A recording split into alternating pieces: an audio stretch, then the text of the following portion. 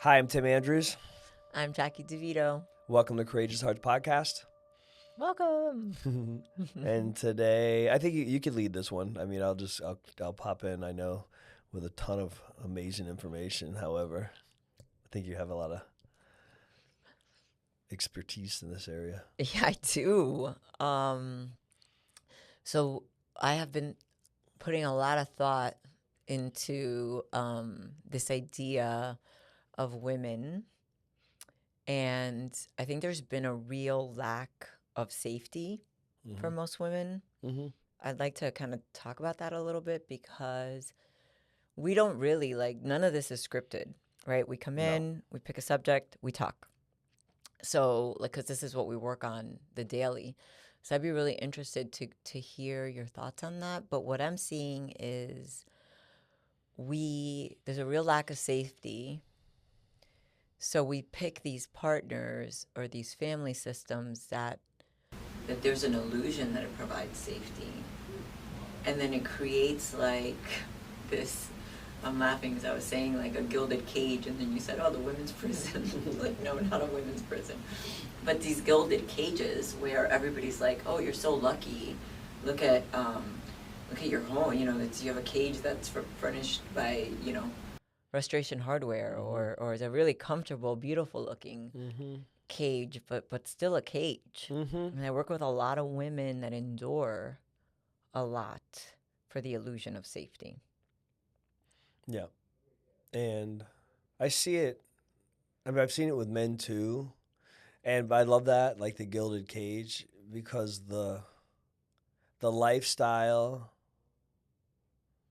is from the outside for a someone to look at would be like, wow, that is, if we were to judge someone from their lifestyle, we would be like a 10 of 10. That's a 10 of 10. And then it's that very same thing that we would say a 10 of 10 of that keeps the locks on the doors. Mm-hmm. Yeah, and it's like it's similar to what we would say when we can see even a lot of the clients that I work with, men and women for this matter. I will see them walk in the office, and I can see if I were to judge you by how you drove in, what you're wearing, and what you walked in, how you walked in, I would say perfectly manicured, hairs, everything's I would say, oh, you have a really big life. If I were to connect with you on your feelings and your emotion, I would see that you're actually very lonely and sad and scared. Mm-hmm. And that's a lot of the spaces that I see. It's really, I see that for both. I know what you're talking about too, where I have an opportunity to work with a lot of women too that are in places that look pretty, seem pretty, maybe are pretty, and but there's a level of I'm stuck that is very difficult to move through. Yeah. So we work in Boca, so there's a lot of wealth in Boca. There's a lot of South Florida, period. There's a lot of image and what you look like. But I want to bring this back to even, being a first generation here and growing up in a neighborhood in Jersey that was not image conscious and was really and it was still happening, Mm-hmm. where women, we don't recognize that we're actually it's funny, I had this thing come on Instagram the other day, and it was about the female in the wild, so like all these different species, and the role that the female play. And even I think I love going to the comments, and people were like, all the Disney movies are wrong. Like, instead of Lion King, it should be like the Lion Queen, because Mm-hmm. it's really like the female that is the leader. Mm-hmm. Like the lioness goes out and gets the food and does all these things while like the lion sleeps most of the day. So I think just from a societal point of view, women, we are so much more powerful Mm-hmm. that we notice that we know that even these like shitty gilded cages that we're in, we created. Mm-hmm. we created locking into a relationship that not only does not provide the safety that we're looking for and keeps us stuck, but we play small. You know, we've Hmm. been conditioned to play small. To stay safe. It's funny. There was just an interesting one with that as far as the lion go. I think that the male lion's like 600 or 700 pounds. I don't know how big the male lion is, but they're big and beastly. And then the female is like almost half that. Definitely not three quarters, but between half and three quarters. And it was it was a short that I watched too because it was talking about how powerful women are. And the male lion had like knocked the cub or something, like hit it or Oh, something, I like saw that popped one. it, and then all of a sudden, out of nowhere, this female lion comes up and like knocks the shit out of this male lion, and Yeah. this male lion's like, and I thought I was like, wow, that was a demonstration of how powerful in the wild, how powerful, like females are. And the other thing about nothing or nothing, we're talking about the animal kingdom. Oh man, F- I want to f- let f- everybody know f- that I just opened up a can of worms f- because Tim's gift in life outside of being a therapist is like he's like an animal expert. Like he could be like on the talk shows with Yeah, I watch the Mucho Loa. lemurs and yeah. I watch the if like from the lions, and I always find this, interesting and sad. I think it's not different for men either because you see the lions typically alone, the male lions typically alone because he runs the herd or what have you. But all the female lions are together. They Mm-hmm. work together. They Mm-hmm. support one another. They're in Mm-hmm. it together. Mm-hmm. Like their win, like a win is everybody's win. And I think it's such a necessary aspect of for women, to be able to be connected, and that also helps with the ability to see that they're in a gilded cage wherever they're from, whatever from top to bottom, that and the support is necessary for all of us. It's just that I work with a lot of women as well, and I'm always like, do you have friends? Are you connected? Do Yeah, you I have don't think this? that's a thing. I If I was a conspiracy theorist, which I'm really not, but if I was, I would say, well, really I'm borrowing some of the comments I saw on that thing, is that women are so powerful that they have been consciously taught to not believe in themselves Mm, and that there has been separation within women where like women are not the nicest to other women, no. especially if you're like pretty or you have like a really good personality or like you become a target. Hmm. I've seen it many times. Yeah. And that itself keeps it's like repression. You're repressed. And I Yeah. know this isn't just all about women, but this particular it is a truth. And we talked about earlier in an earlier podcast it just how much courage it takes to stand in your power and know that you're powerful beyond measure, that you can have whatever you want. You can create whatever you want. You can have whatever you want. You're creating what you want or you're creating what you don't want every minute of every single day. And to step into who you are, your truth, the divine feminine, you always talk about that so often. Mm-hmm. And it takes work and just the recognition of the, for lack of a better word, 'cause I know it's not a word, of being stuck is a habit It's learned, and it's it's a training. conditioned. Yeah, Yeah, it's it's a conditioned. training. Yeah. Two things come to mind. One is kind of that learned helplessness story that we used to always hear, Mm-hmm. where I don't know if any of our listeners have heard this story, but it was an experiment back in like I think 50s or 60s, Mm-hmm. and they were zapping these dogs in cages, and the dog would get up and kind of run out, and then they closed the cage, and then the dog kind of put it together that he wasn't getting out, and then he just Mm-hmm. laid down and then just kind of took the abuse. And then when they opened the door and they zapped him, he just stayed Mhm. laying down. Like it was just a learned conditioned Mhm. hopelessness. And I think over the generations and generations and generations of this, I think women's power has been watered down. Mhm. And I think when you see a woman that is powerful and that does question the status quo and believes in herself and makes decisions that are best for her, knowing that decisions that are best for her are best for everyone around her, um, you're knocked for it. Scary for people. Yeah. Scary for people that aren't standing in their power to see anybody stand in their power, Mm-hmm. because it reflects back their inadequacies, and For it sure. reflects back their lack of value. And the further that experiment, there was one done with a monkey, and they were shocking the floor and shocking the floor until finally the monkey had no other place. It would, they would shock. I know it was terrible. Tony Robbins told us, actually.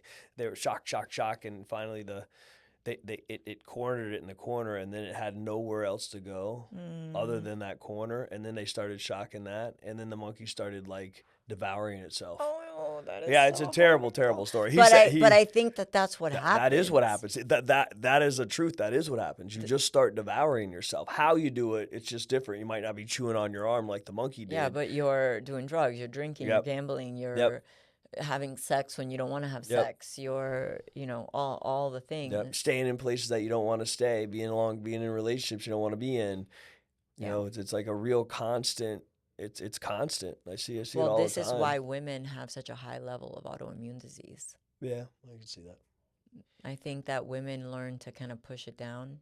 And men have their own thing. Don't get Mm-hmm. me wrong. I know that men have their own struggles of what goes on for them. And I was watching something about men's like emotional availability and how they're taught not to feel and all these things. But for women, we're taught to play small, push it down. What does a good woman look like? Mm-hmm. The more you suffer, well, at least I'm Spanish. In my culture, it was like the woman that suffers the most wins The wins award. the booby prize. Yeah, Right. the award for best woman. So I remember like constantly as a kid hearing like, oh my God, can you believe what happened to her? She's such a good woman. She raised her children and stayed with that husband of hers that was an alcoholic and then and now and this and that. It was like this sob story. And the more that the victimization and the powerlessness and all of that came to surface, the better you were for enduring. And it was like, oh. I know. And then I start to grow up. We start to grow Mm-hmm. up as young women, and we're Mm-hmm. so confused as to what it looks like, what the definition of being a good woman is. Mm-hmm. Now that, of course, God gives me 3 daughters, Mm-hmm. 4 with Lucy, Mm-hmm. and I think to myself, like, I'm not gonna teach them that. Right. I'm not going to tell them, like, hey, you should get married, or when are you going to get married, or when are you going to have a baby, or when are you going to do this? You don't want to fucking get married. You Right. don't have to. Nope. Maybe you don't want to have a baby. And if you do, great. And what does it look like to love yourself and trust yourself before looking for that in someone else? Mhm. And that's the independence that you were talking about, the ability to be able to stand on your own and choose what you want and create what you want and be who you are, and not fall for, because if we're not standing as who we are, we will be what someone else wants us to be. 100%. Uh, And because we're not taught at an early, I mean, we talk about it all the time, our sexual identity is missing from a lot of women. mm-hmm. Is it was missing from our mothers. Mm-hmm. Right. Um, they didn't know who they were Nope. as women, and now Mm-mm. we're looking to our mothers to show us who we are supposed to be as women, and to our community. And I think this is changing as women are taking more leadership roles and speaking up, and a lot of more women are choosing not to get married or get married, and I mean, and it's not about marriage, but it's about like marriage not being our identity. Yeah, it's Uh, a pretty in-depth subject, and there's a lot of pain in the subject. There was a lot of pain in the Because subject. if you go back to the original man and woman, I'm assuming cavemen and cave women, they work together. They work together as a team, and they work together to enhance everything. Like the females work together to enhance everything around them. And then the men became, they became strong, or they became the ones that went out and got the food and did everything they were supposed to Was do. it you that told me that the woman motivated the Yeah. yeah, Yeah, that the was woman good. would motivate the man. Well, when you think about the divine feminine, and you always say like their job is to receive and multiply, and if you go back to that time frame, I mean, wouldn't have been any different. They might have looked different, but their job was to receive, receive the food, multiply, make sure everything was done. It was, they were as important as the male, and then they would push. They push. There's a book called Was it the um, superior way? yeah, The Ways of the Superior Man. It talks a lot about this, and the women would push the men to Yeah, I think. I'm sorry. become better, to become more, more stronger, faster, what have you, so that they could actually protect the family. Yeah, even when we talk about receiving, like the women receive, I think like the divine kind of intuitive, Mm-hmm. and then they like motivate the man in that way as well. Mm-hmm. I was gonna say I had an aunt that when I was like 19, 20 years old would say to me like, "When are you gonna get married? Like, when are you gonna settle down?" Because I maybe didn't have a serious boyfriend back then or something. I might have been like in my early 20s. And she'd be like, beauty doesn't last forever, which she was obviously wrong. But Clearly. clearly that was wrong. But she was like, beauty doesn't last forever. Like, hurry up and kind of like, and I mean, these are the messages that I'm receiving as like a young woman. Thank God I had my grandfather was just like so different. He was really well read. He was an orphan in Cuba, self-educated, had to drop out of school really young to support his brothers because they were orphaned, and was just the most gentle, kind man. And he would always say to me like, Jackie, invest in your education, go away to college.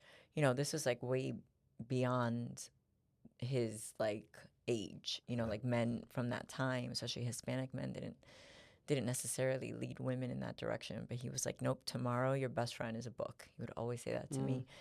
And I remember when I was wanted to go back to school, the the people in my circle at that time, mainly the men and the women, but the men were a little bit more vocal, were like, "What? You're gonna do what?"